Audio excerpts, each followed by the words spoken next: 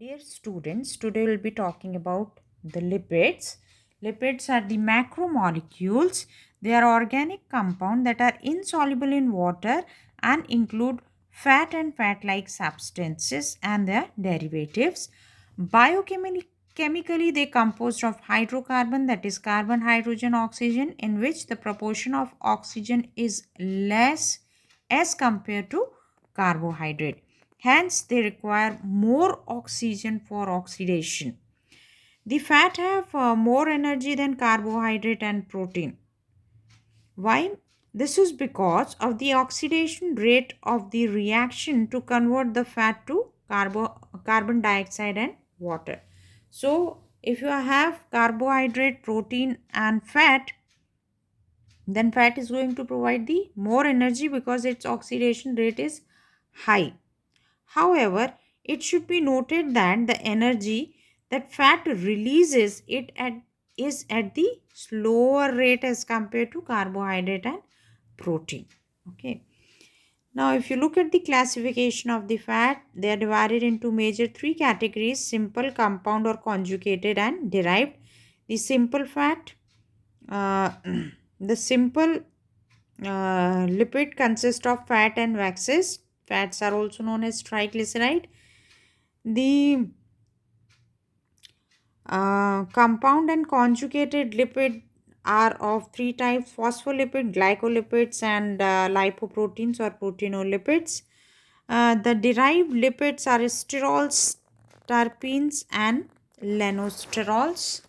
So, we'll be just discussing them briefly. First, we'll discuss the triglycerides.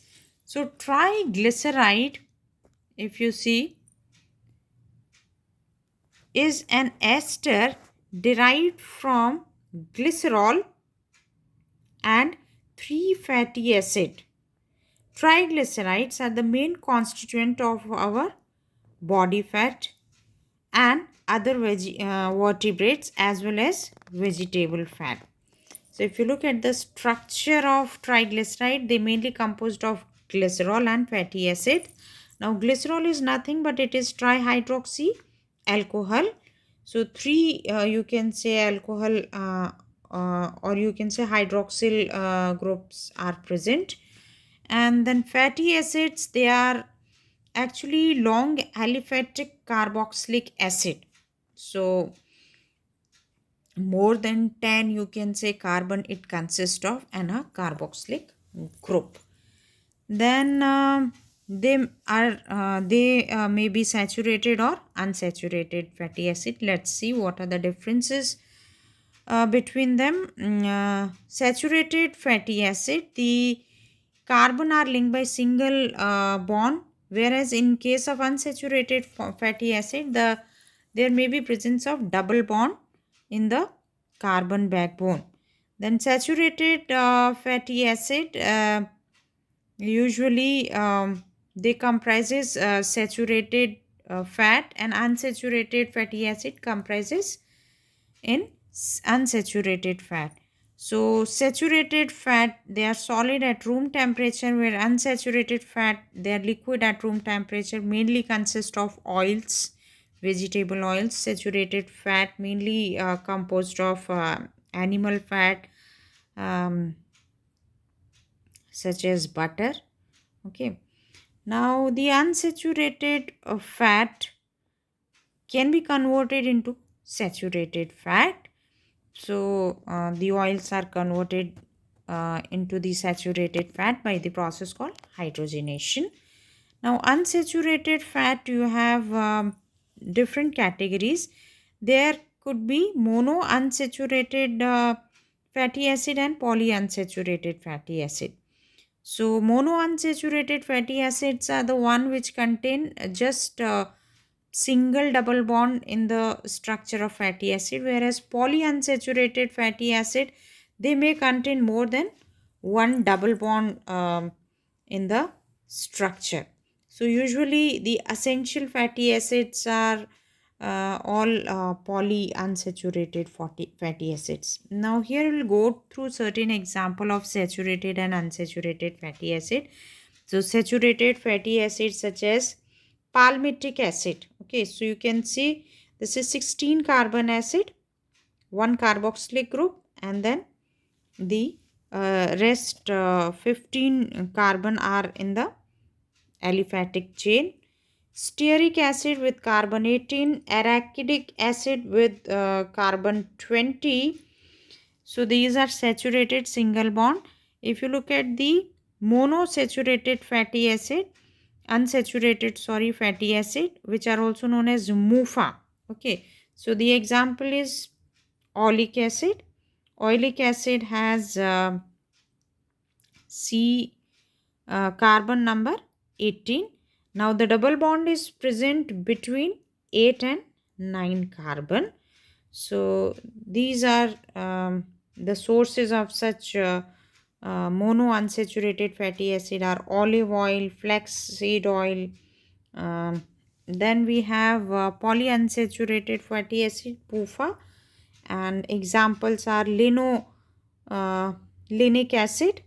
So three carbon double bonds are present which are situated at different position between 7 and 8 carbon, between 11 and 12 carbon, between 14 and 15 carbon. Arachidonic acid, carbon 20 it has, and it carry more than 3 double bonds. Similarly, linoleic acid, which is carbon 18, and they are also known as the linoleic acid are also known as omega 6 fatty acids. Okay, similarly linoleic acids are known as omega 3 fatty acids. So these are the examples of the fatty acids. So triglyceride made up of glycerol and fatty acids. Now we'll just see its formation. This is the glycerol, this is fatty acid. Here N represent the number of you can say carbon atoms or CH2 groups. So any fatty acid is there, and this is glycerol. Now it may happen that fatty acid is linked to one of the it may replace one of the hydroxyl group H, or it may replace 2H from two different hydroxyl group, or it may replace three different H from three different hydroxylic group. So depending on that, monoglyceride, diglyceride and triglyceride are formed. Okay, so triglycerides are called fats. Okay, now if you look at this fat, so fat on hydrolysis forms fatty acid and glycerol. Since during the formation of glycerides, what is happening? The glycerol combined with fatty acid, and the H from the glycerol and OH from the fatty acid is removed. Okay, and then the glycerides are formed. So fats are the glycerides. Okay, so when these fat undergo hydrolysis, they will yield fatty acid and glycerol. This is what is happening during the digestion. During the digestion, lipase are the hydrolytic enzyme which act on the fat, and they break down the fat into fatty acid and glycerol. Now there is a reaction, you should not get confused. The fat on hydrolysis with alkali, maybe NaOH or KOH, forms soap and glycerol. This is one of the reaction in the chemistry. It does not occur in the body. This is called saponification. So these two hydrolyses are different hydrolysis. This is in presence of, second one is in presence of alkali. Now unsaturated fat, which is liquid at room temperature, undergoes hydrogenation. So wherever there are double bond, the hydrogen are atoms are added across the double bond, and it get converted into saturated fat. This fat is called trans fat, and it is not good for health. For example, dalda ghee, okay, margarine, okay. So these all are saturated fat. Now there is another term, rancidification. Now what is the rancidification? The decomposition of fat and lipid by hydrolysis or oxidation. So this is the depleting the quality of fat. Okay, so wherever the hydrolysis is not required, there the hydrolysis is occurring. Wherever the oxidation is not required, there the oxidation is occurring in the structure of fat. So it leads to the decomposition of the fat. As a result, bad taste or odor appears. The agent which causes rancidity are air, light, moisture, and bacterial action. So you can see sometime there is a smell in the butter is just because it undergoes the process of decomposition. So we say that the fat become rancid. Okay, so rancidity not only deplete the quality, but it also lowers the nutritive quality of fat. Rancidity can be prevented by adding antioxidant or refrigeration or storing fat in airtight containers. So this is all about the triglyceride. Now next simple fat is waxes. Now waxes are the ester of long chain fatty acid with long chain alcohol. So here the alcohol is not glycerol but long chain alcohol. They have much, this is how they differ from triglycerides. They have much higher melting point than fat. So this is another point of difference.